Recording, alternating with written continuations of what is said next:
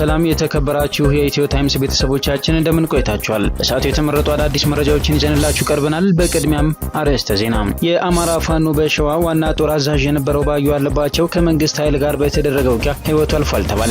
ተያይዞ የህዝብ መድረክ በማዘጋጀት ህብረተሰቡን እያወያየ መሆኑን ያመላከተው የአማራ ፋኖ በጎጃም ሁለተኛ ተፈራ ዳምጤ ክፍለ ጦር መዝገበ ጮቄ ብርጌድ ሁሉንም 16 ቀበሌዎችን እያስተዳደረ እንደሚገኝ የገለጸ ሲሆን በሌላ በኩል በ8ኛ በላይ ዘለቀ ክፍለ ጦር ስር የሚገኙት አባ ኮስተር ብርጌድ፣ ደባይ ጮቄ ብርጌድና ሶማ ብርጌድ የመንግስት ኃይል ላይ ጉዳት ማድረሳቸውን ወደ ፋኖ የተገኘው መረጃ ገልጿል። ሰራዊቱን በህብረተሰቡ ላይ ፈጽሟል በተባሉ በርካታ ጉዳዮችም ከሷል። ዝርዝሩን ይዘን ቀርበናል። በሰሜን ሸዋ ዞን ደራ ወረዳ ጽንፈኛ ሲሉ በጠሩት ፋኖና የሽብር ቡድን ሲሉ በሚጠሩት ሸኔ ላይ የምንወስደውን እርምጃ አጠናክረን ቀጥለናል፣ አመርቂ ውጤትም ተገኝቷል ሲሉ በ6ኛ እዝ የኮር ምክትል አዛዥ ኮሎኔል ጋዲሳ ዲሮ ገልጸዋል። ከፍተኛ የሰብአዊና ቁሳዊ ኪሳራ ማድረስ መቻላቸውንም አመላክተዋል። ተጨማሪ አለን። የአሜሪካው ፕሬዚዳንት ዶናልድ ትራምፕ በሀገሪቱ ከባድ ወንጀል የሚፈጽሙ እስረኞች የሚቆዩበትና ለ60 ዓመታት ተዘግቶ የቆየውና አሁን ላይ ዝነኛ ፓርክ እንዲሁም የቱሪስቶች መዝናኛ የሆነው አልካትራዝ እስር ቤትን ታድሶ ዳግም እንዲከፈት ማዘዛቸው ተሰምቷል። እስር ቤቱ በደሴት ላይ የሚገኝ ሲሆን ማንም ለማምለጥ የማይችልበት እስር ቤት ነው ተብሏል።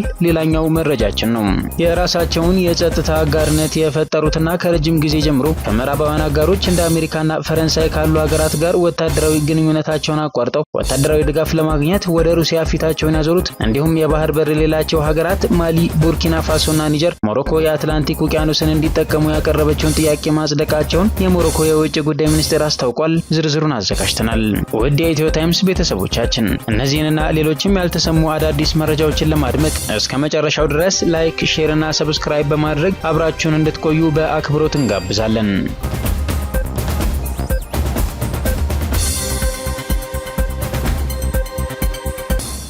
ታሪክን ወደ ኋላ ከአርበኞች የተረከብናትን ሀገር እናስቀጥላለን በሚል ርዕስ በሻለቃ ጸጋዬ ገብሬ የተዘጋጀውንና የኢፌዴሪ መከላከያ ሰራዊት በዛሬው ዕለት ያስተላለፈውን ጽሑፍ እንደሚከተለው እናቀርብላችኋለን። ኢትዮጵያ በሁለተኛው የዓለም ጦርነት ወቅት የጣሊያንን ወረራ ድል የነሳችበትን ለማሰብ የኢትዮጵያ አርበኞች ቀንን እያከበረች መጥታለች። ይህ ክብረ በዓል የድል ቀን ተብሎ በየዓመቱ በኢትዮጵያ አቆጣጠር ሚያዝያ 27 ቀን ይከበራል። ቀኑ እንደ አውሮፓውያን አቆጣጠር ከ1936 እስከ 1941 ዓ.ም ከፋሺስት ኢጣሊያ ጦር ጋር በጀግንነት የተዋጉትን የኢትዮጵያ አርበኞችን ለማሰብና ኢትዮጵያ በዓለም ፊት የነጻነት ምልክት ሆና እንድትታይ ያደረጉ ጀግኖች የሚታሰቡበት ቀን ነው። ታሪካዊ አውድ እንደ አውሮፓውያን አቆጣጠር በ1935 ዓ.ም በቤኔቶ ሞሶሎኒ የሚመራው ፋሺስት ኢጣሊያ ኢትዮጵያን በቅኝ ለመግዛት ሉዓላዊ ግዛቷን ጥሶ ግልጽ ወረራ ፈጸመ። ወረራው የኬሚካል ጦር መሳሪያ አጠቃቀም ዓለም አቀፍ ሕግን የተላለፈ የነበረ ቢሆንም የወራሪው አረመኔያዊ ድርጊት በዓለም ፊት በቸልታ ታለፈ። ንጉሠ ነገሥት ቀዳማዊ ኃይለ ሥላሴ ለሊግ ኦፍ ኔሽን እርዳታ ቢጠይቁም የዓለም ማህበረሰብ ግን ቆራጥ እርምጃ መውሰድ አልቻለም። የኢትዮጵያ ሕዝብ በቴክኖሎጂ በብዙ እጥፍ ከላቀ ጠላቱ ጋር ለመጋፈጥ ተገደደ። ጀግኖች አባቶቻችን በፍጹም የኢትዮጵያዊነትና ያልገዛም ባይነት መንፈስ ራሳቸውን ለመስዋዕትነት አዘጋጅተው የሀገራቸውንና የሕዝባቸውን ክብር ለማስቀጠል ወሰኑ። እነዚህ የቁርጥ ቀን እንቁ ልጆች ውስጥ የመደበኛው ጦር ወታደሮች፣ የክልል የጦር አበጋዞች፣ ራስ እና መሳሪያ ያነሱ ተዋጊ ዜጎችን ጨምሮ ከፍልሚያው ጎራ ተቀላቀሉ። እነዚህ የነጻነት ተዋጊዎች በወቅቱ አጠራር አርበኞች የሚል መጠሪያ ነበራቸው። ታላቁ የሀገር ፍቅር ታሪክ የኢትዮጵያ አርበኞች ከጣሊያን ወረራ ጋር ባደረጉት ትግል ድፍረትን፣ ጽናትንና የሀገራቸውን ነጻነት ለማስጠበቅ ያላቸውን ቁርጠኝነት የሚያሳይ ነበር በሚል በርካታ የባህር ማዶ የታሪክ ጸሐፍት ምስክርነታቸውን ሰጥተዋል። እነዚህ አርበኞች በቀደምት የቅኝ ግዛት ተቃውሟቸው ይታወቃሉ። በመጀመሪያዎቹ የጣሊያን ወረራ ከ1936 እስከ 1937 ዋና ዋና ከተሞች ከተያዙ በኋላ በልዩ ልዩ የተቃውሞ ኪሶች ውጊያቸውን ቀጥለዋል።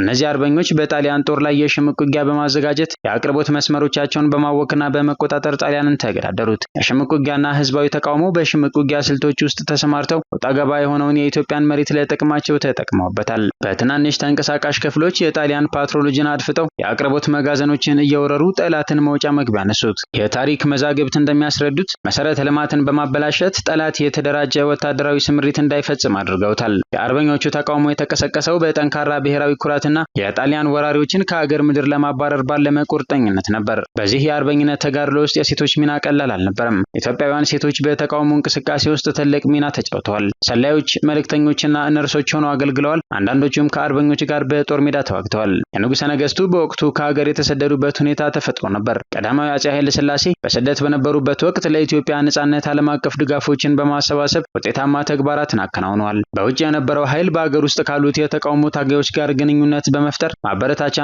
መመሪያ መመሪያ በመስጠት የአርበኝነቱ ትግል ግለቱን ጠብቆ እንዲሄድ አስችሎታል። እናም የሁለተኛው የዓለም ጦርነት መፈንዳት በኢትዮጵያ ውስጥ የተቀጣጠለው የአርበኝነት ትግል መለወጥ ጀመረ። በ1940 የእንግሊዝ ጦር ኢትዮጵያን ከጣሊያን ቅኝ ግዛት ለማላቀቅ ዘመቻ ጀመረ። የኢትዮጵያ አርበኞች በበኩላቸው የእንግሊዝን ጦር በመርዳት የመረጃ የአካባቢ ዕውቀትና የሰው ኃይል በማሟላት ወሳኝ ሚና ተጫወቱ። በዚህም መሰረት በ1941 የእንግሊዝና የኢትዮጵያ ጦር የኢትዮጵያ ዋና ከተማ የሆነችውን አዲስ አበባን በመቆጣጠር ጣሊያንን ወረራ በተሳካ ሁኔታ ቀለበሱ። ንጉሠ ነገሥት ቀዳማዊ አፄ ኃይለ ሥላሴ በድል አድራጊነት ወደ ኢትዮጵያ በመመለሳቸው የ5 ዓመቱ የነጻነት ትግል በድል መደምደሙ ተረጋገጠ። የአርበኞች ቀን አስፈላጊነት እኛ ኢትዮጵያውያን ከሌሎች ጥቁር ሕዝቦች በተለየ መልኩ የምናከብረው የነጻነት ቀን ሳይሆን የድል በዓላችንን ነው። ይህንን ለእኛ ብቻ ሳይሆን ለመላው የጥቁር ሕዝቦች የነጻነት ምልክት እንድንሆን ያስቻሉን ዛሬ የምናስታውሳቸው አርበኞቻችን ናቸው። እነዚህን ጀግኖች እስከ ዘላለም ማስታወስና መዘከር ሌሎች አርበኞችን ለማፍራት አስተዋጽኦ የጎላ ነው። የኢትዮጵያ አርበኞች ታሪክ ህዝባዊ ጭቆናን ለመመከትና ነጻነትን ለማስጠበቅ የላቀ የቁርጠኝነት ምሳሌ ነው። ታንክን በጎራዴ ገጥሞ ነጭን ማሸነፍ እንደሚቻል ለእኛ ትውልድ ትምህርት ሰጥተውን አልፈዋል። ዛሬም ያሉትንና በጀግንነት ተፋልመው የወደቁትን አርበኞቻችንን ስናስብ ለሀገርና ለህዝብ የከፈሉትን መስዋዕትነት በልባችን በመጻፍ ነው። እኛም የዚህ ትውልድ ባላደራ ወታደሮች ክብሯና አንድነቷን የተጠበቀ ሀገር ያስረከቡንን አርበኞች ታሪክ በማስቀጠል ለመጪው ትውልድ ለማስተላለፍ ክብሯና አንድነቷን የተጠበቀ ሀገር ያስረከቡንን አርበኞች ታሪክ በማስቀጠል ለመጪው ትውልድ የማስተላለፍ ታላቅ አደራ ተጥሎብናል። አርበኞቻችን ከወራሪ ጠላት ጋር ሲፋለሙ ከሀገር ነጻነት ይልቅ ግላዊ ጥቅም ያናወዛቸው በርካታ ባንዳዎች ገጥሟቸው ነበር። እነዛ ባንዳዎች ፈተኗቸው እንጂ አላንበረከኳቸውም። ዛሬ ባንዳዎች በታሪክ ስም ሲኮሰምኑ አርበኞቻችንን እንዲህ ገድላቸውን እየዘከርን እናከብራቸዋለን። በዚህ ዘመንም የሀገርና የህዝባቸው መከታ ደንታ ከማይሰጣቸው ባንዳዎች ጋር የምናደርገውን ትግል በድል የምንደመድመው የቀደምት አርበኞቻችንን ድል ስንቅ በማድረግ ነው። ከአርበኞቻችን የተረከብናትን ሀገር በታላቅ ኢትዮጵያዊ ጀግንነትና አርበኝነት እንጠብቃለን።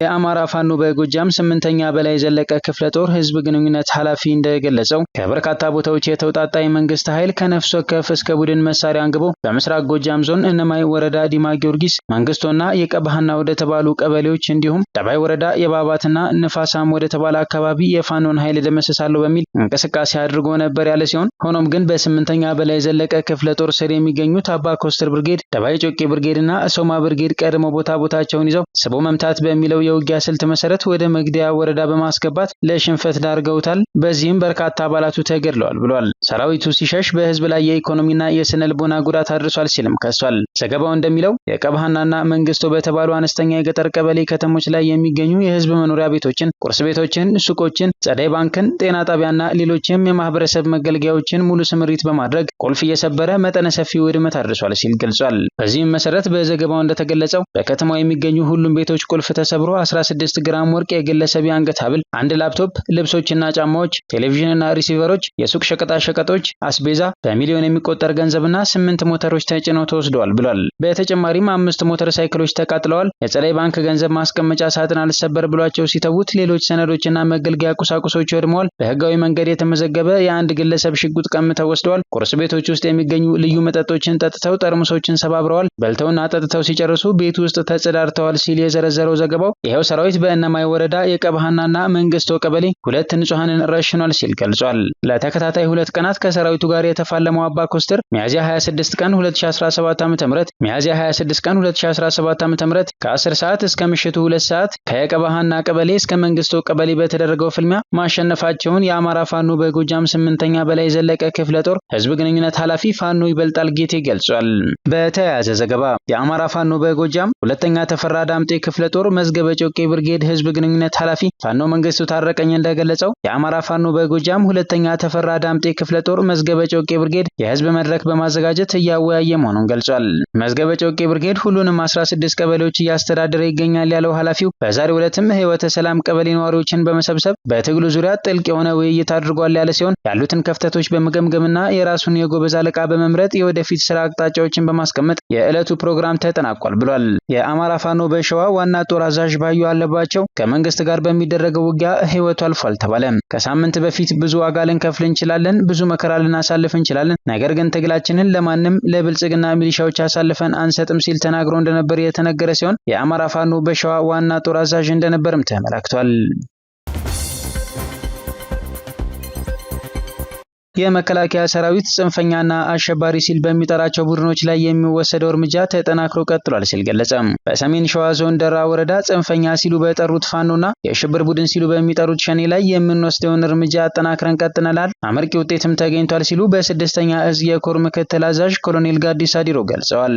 የኮሩ ሰራዊት ተልእኮውን ሌት ተቀን ያለምንም ረፍት በጽናት እየተወጣ ሰው ሰራሽና ተፈጥሯዊ መሰናክሎችን ተቋቁሞ አሸባሪዎችና ጽንፈኛ ብለው የሚጠሯቸውን ቡድኖች ከንቱ ህልማቸውን እያመከነ በገባው ቃል መሰረት ለዓላማው ታምኖ ሰላምን እያጸና እንደሚገኝ የገለጹት ኮሎኔል ጋዲሳ ዲሮ ሰሞኑን ጽንፈኛ ሲሉ በጠሩት ቡድን ላይ ከፍተኛ እርምጃ በመውሰድ ሰብአዊና ቁሳዊ ኪሳራ ማድረስ መቻሉን ገልጸዋል። በባህር ዳር ከተማ በርበሬን ከባዕድ ነገር ጋር ቀላቅለው በማሰራጨት ላይ የነበረ ተጠርጣሪ በቁጥጥር ስር ዋለ። በባህር ዳር ከተማ አስተዳደር ፖሊስ መምሪያ የ8ኛ ፖሊስ ጣቢያ የወንጀል መከላከል ክፍል ኃላፊ ምክትል ኢንስፔክተር አየነው በላይ እንደተናገሩት በከተማው ቀበሌ 14 ባታ ተብሎ በሚጠራው አካባቢ የወንጀል ድርጊቱ ተፈጽሟል። የተለያዩ ባዕድ ነገሮችን ከበርበሬ ጋር በመቀላቀል ሲያከፋፍል የነበረ ግለሰብ ከ5 ግብረ አበሮቹ ጋር በቁጥጥር ስር መዋሉን ተናግረዋል። ስለ ድርጊቱ ከህብረተሰቡ በደረሰ ጥቆማ ፖሊስ ክትትል ሲያደርግ መሰንበቱን ያወሱ ኃላፊው በተደረገ ድንገተኛ ፍተሻ በተከራየው ወፍጮ ቤት ከነ ግብረ አበሮቹ በቁጥጥር ስር ውሎ ምርመራ እየተደረገበት እንደሚገኝ አብራርተዋል። ዓለም አቀፍ የህዝብ ደህንነት ትብብር ፎረም በአዲስ አበባ ተካሄደ። ኢትዮጵያ የዓለም አቀፍ የህዝብ ደህንነት ትብብር ሊያን ዩንጋንግ የዳይሬክተሮች ቦርድ አባል ሆና መመረጧ ይታወቃል። የኢትዮጵያ ፌዴራል ፖሊስ ኮሚሽነር ጄኔራል ደመላሽ ገብረ ሚካኤል በዚህ ወቅት ፎረሙ በመተባበር የጋራ ደህንነትን በማስጠበቅ ላይ ትኩረት ያደረገ መሆኑን ገልጸዋል። ኢትዮጵያ በአፍሪካ ደረጃ የህዝቦችን ደህንነት ለማጠናከር ከፍተኛ አስተዋጽኦ በማበርከት ላይ ትገኛለች ማለታቸውም ተዘግቧል። ትራምፕ ለ6 አስርት ዓመታት ተዘግቶ የቆየው የከባድ ወንጀለኞች እስር ቤት እንዲከፈት መመሪያ ሰጡ። የአሜሪካው ፕሬዝዳንት ዶናልድ ትራምፕ በአገሪቱ ከባድ ወንጀል የሚፈጽሙ እስረኞች የሚቆዩበት አልካትራዝ እስር ቤት ታድሶ ዳግም እንዲከፈት ማዘዛቸው ተነግሯል። ፕሬዝዳንቱ በትሩዝ ማህበራዊ ገጻቸው አስተላለፉት መልእክት እጅግ አደገኛ ወንጀለኞች በማንም ላይ አደጋ እንዳያደርሱ ለማድረግ እስር ቤቱ እንደገና ታድሶ እንዲከፈት ለአገሪቱ የማረሚያ ቤቶች ቢሮ፣ የፍትህ ሚኒስቴር፣ የፌዴራል ወንጀል ምርመራ ቢሮና የሀገር ውስጥ ደህንነት መመሪያ እሰጣለሁ ብለዋል። በካሊፎርኒያ የሚገኘው አልካትራዝ እስር ቤት በደሴት ላይ ያለ በመሆኑ ከዚህ በፊት ሰብረው ለማምለጥ የሞከሩ እስረኞች ከመስጠም በቀር ምንም አይነት እድል አልነበራቸውም ተብሏል። ከ60 ዓመት በፊት ተዘግቶ የነበረው እስር ቤቱ አሁን በግዛቷ ዝነኛ ፓርክና የቱሪስቶች መዝናኛ ሆኖ እያገለገለ እንደሚገኝ ሮይተርስ ዘግቧል። ሞሮኮ ለማሊ፣ ቡርኪና ፋሶና ኒጀር የባህር በር ፈቀደች። የባህር በር የሌላቸው ሀገራት ማሊ፣ ቡርኪና ፋሶና ኒጀር ሞሮኮ የአትላንቲክ ውቅያኖስን እንዲጠቀሙ ያቀረበችውን ጥያቄ ማጽደቃቸውን የሞሮኮ የውጭ ጉዳይ ሚኒስቴር አስታወቀም። የሶስቱ ወታደራዊ አገዛዝ የምዕራብ አፍሪካ ሀገራት የውጭ ጉዳይ ሚኒስትሮች ሰኞ ዕለት በሞሮኮ ዋና ከተማ በራባንት ከንጉስ መሐመድ ስድስተኛ ጋር ባደረጉት ውይይት የሀገራቸውን አቋም መጋራታቸውን የሚኒስትሩ መግለጫ አመላክቷል። ሶስቱ ሀገራት ማሊ፣ ቡርኪና ፋሶና ኒጀር ኢኮዋስ ተብሎ የሚጠራውን የክልል ቡድን ለቀው መውጣታቸውን ባለፈው ዓመት አስታውቋል። ከዚያም የሳህል ግዛቶች ጥምረት በመባል የሚታወቀውን የራሳቸውን የጸጥታ አጋርነት ፈጠሩ። ከረጅም ጊዜ ጀምሮ ከምዕራባውያን አጋሮች እንደ አሜሪካና ፈረንሳይ ጋር ወታደራዊ ግንኙነቶቻቸውን አቋርጠው ወታደራዊ ድጋፍ ለማግኘት ወደ ሩሲያ ፊታቸውን አዙሯል። በምዕራብ አፍሪካ የፋይናንሻልና የግብርና ዘርፍ ከፍተኛ ባለሀብት የሆነችው ሞሮኮ ኢኮዋስ በሶስቱ ሀገራት ላይ የንግድ ገደቦችን ከጣለ በኋላ በህዳር 2013 የንግድ መዳረሻ ጅምሯን እንደጀመረች ማስታወቋ ይታወቃል። የማሊ የውጭ ጉዳይ ሚኒስቴር አብዱላሂ ዲዮፕ የመንግስት መገናኛ ብዙሃን እንደተናገሩት ይህ ተነሳሽነት የባህር መዳረሻችንን ለማብዛት ምቹ ነው ብለዋል።